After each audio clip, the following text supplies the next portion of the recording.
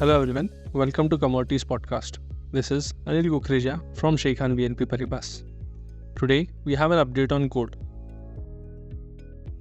MCX gold has breached a symmetrical triangle formation while the prices have witnessed a pullback towards the breakdown level.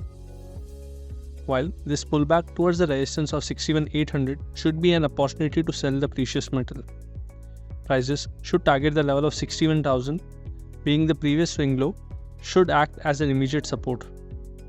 The momentum indicator RSI has a negative crossover as it moves towards the oversold zone, supporting the negative bias. The reversal for the bearish move could be above the level of 62,150, which is the 20 exponential moving average for the coming sessions. Therefore, a sell on rise strategy could be used for the day ahead, targeting the level of 61,000. Hence, we expect gold to trade with a negative bias for the day ahead. Thank you.